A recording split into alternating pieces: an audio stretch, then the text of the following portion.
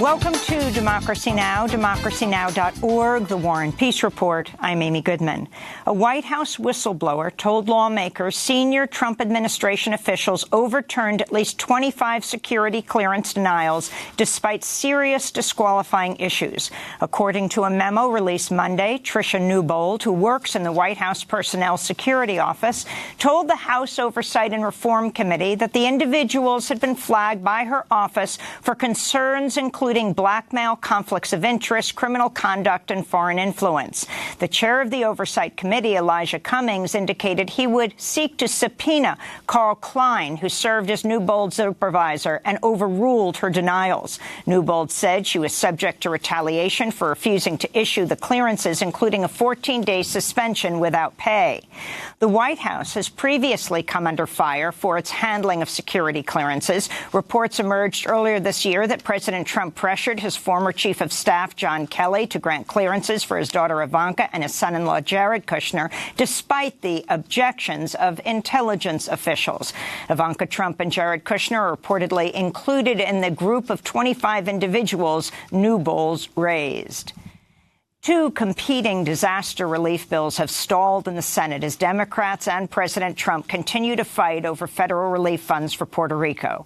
The Senate bill, supported by Republicans, which fell short of the 60 votes needed to pass Monday, contains just $600 million for Puerto Rico's food stamp program, a number Democrats say is far too low, as many Puerto Ricans are still recovering from the devastation of Hurricane Maria. Democrats also say aid should cover rebuilding and other forms of disaster relief. A second bill, a companion to a January package passed in the House, also failed after Republicans objected to the lack of relief funding for recent flooding in the Midwest. On Monday, Trump lashed out at Puerto Rico's political leaders, tweeting, "Puerto Rico got far more money than Texas and Florida combined, yet their government can't do anything right. The place is a mess. Nothing works," unquote. In September, Trump reportedly told White House officials he thought Puerto Rico was misusing federal funds and that he wanted to withhold any additional recovery assistance from the island. Over 1 million Puerto Ricans started to see cuts to their food stamp benefits starting last month, including hundreds of thousands of children and elderly people. Because the island receives funding for government programs through block grants, congressional approval is required, and the amount of funding is much smaller than for U.S. states.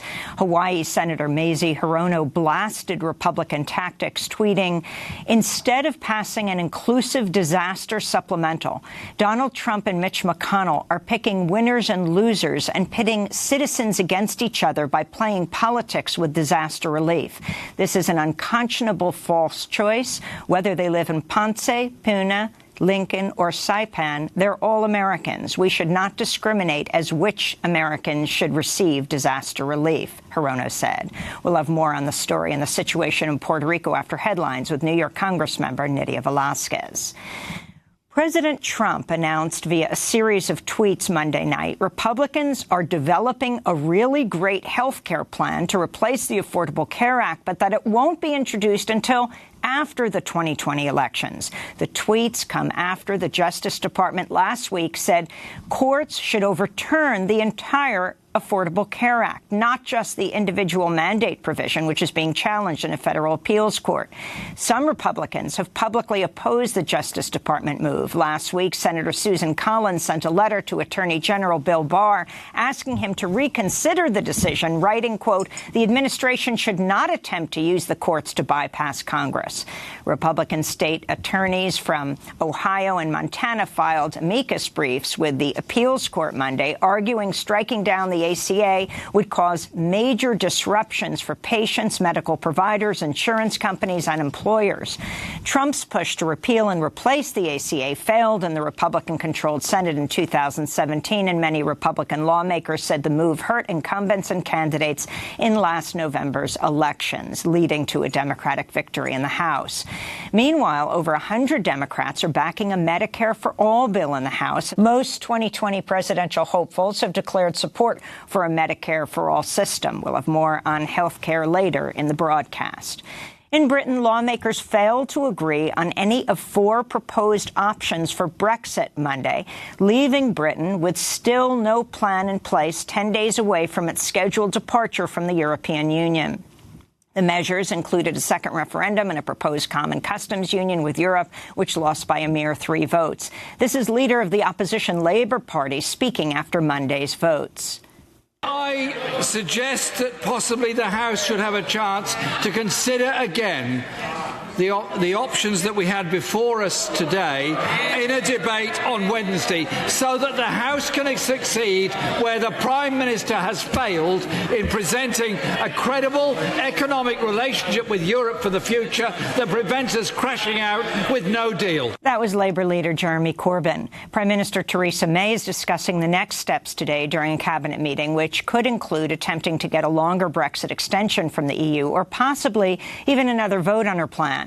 The plan May negotiated with European leaders has already been rejected 3 times.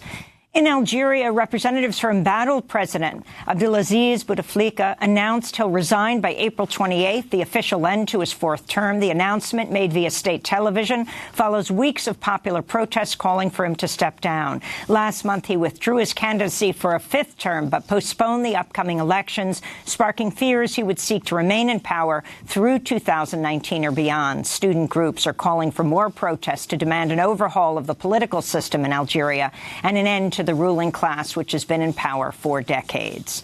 In the West Bank, Israeli forces shot and killed a 23-year-old Palestinian man and wounded at least 3 others during an overnight raid, according to Palestinian health officials. The shooting occurred near the Kalanja refugee camp outside East Jerusalem. Witnesses say Israeli soldiers fired live shots and released tear gas and stun grenades after crowds gathered at the site of the raids. On Monday, the UN called on Brunei to stop new laws set to go into effect Wednesday that would bring back the death penalty for homosexuality and adultery, among other so-called offenses. The law would also allow corporal punishments like flogging and amputation.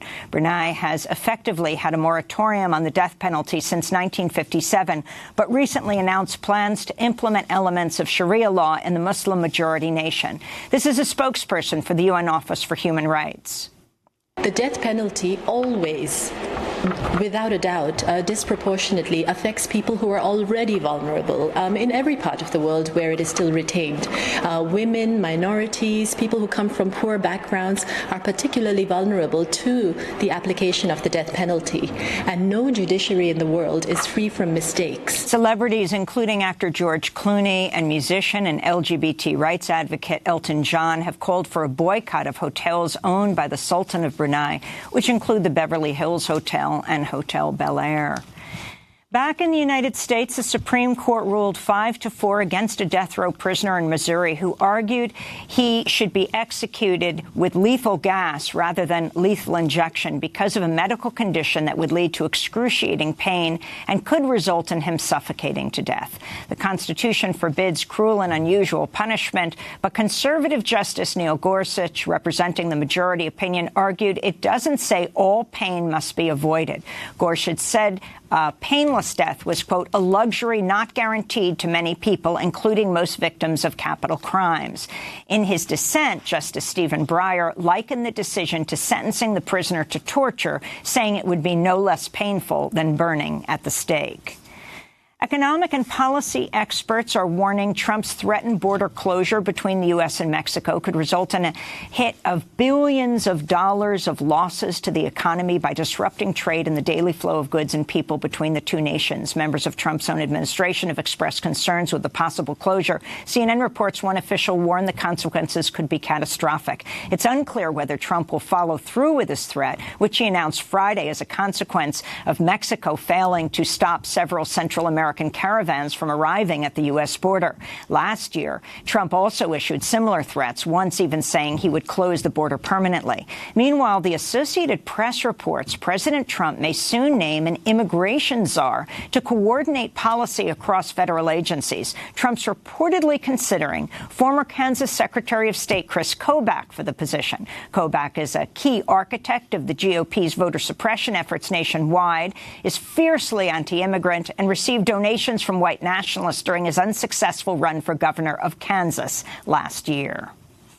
In public health news, the ongoing outbreak of measles across the U.S. has reached the second highest level since 2000, the year health officials declared the disease eliminated. 387 confirmed cases have been reported across 15 states in the first 3 months of this year, according to the Centers for Disease Control. And that's more than the total number of cases reported in all of 2018. Health experts say the contagious illness is spreading in other parts of the world as well, including Europe and Asia. Rockland County in New York, which has seen an outbreak primarily among the Orthodox Jewish community, recently banned unvaccinated children from all public spaces. Some states are considering measures to increase vaccination requirements, including barring belief-based or other non-medical exemptions that allow parents to opt out of inoculating their children. A second woman has come forward accusing former Vice President Joe Biden of inappropriate touching. Amy Lapos says Biden approached her during a Democratic fundraiser in Connecticut in 2009 and proceeded to pull her head toward his face and rub noses with her. Lapos told the Hartford Courant newspaper Monday, "It wasn't sexual, but he did grab me by the head. He put his hand around my neck and pulled me in to rub noses with me. When he was pulling me in, I thought he was going to kiss me on the mouth," she said. Last week, former Nevada Assemblymember Lucy Flores said Biden had inappropriately touched her during her run for lieutenant governor in 2014. Flores said Biden smelled her hair and planted a kiss on the back of her head. Biden, who's widely expected to launch a presidential campaign in the coming weeks, said in a statement he did not believe he had ever acted inappropriately with women during his decades in public life. The Federal Aviation Administration said Monday Boeing 737 MAX airplanes will remain grounded for several more weeks as engineers continue to work on fixes to the automated flight control software that's thought to be the cause of the 2 recent crashes that killed nearly 350 people. Several investigations have been launched into the development and the approval of the aircrafts. And autopsy results have been released in the case of murdered 21-year-old student Samantha Josephson, showing she died of multiple sharp force injuries. Police believe the University of South Carolina senior and aspiring lawyer was kidnapped and killed after she mistakenly got into a car she believed to be her Uber ride after leaving a bar in the early hours of Friday morning in Columbia, South Carolina. Surveillance video shows a black sedan pulling up to a parking spot on a crowded street corner moments before Samantha climbed into the vehicle. The suspect, Nathaniel Rowland, was arrested Saturday. Samantha's father, Seymour Josephson, said he would dedicate himself to improving the safety of ride-sharing services. A funeral for Samantha is planned for Wednesday. And those are some of the headlines. This is Democracy Now!, democracynow.org, The War and Peace Report. I'm Amy Goodman. And I'm Juan Gonzalez. Welcome to all of our listeners and viewers across the country and around the world.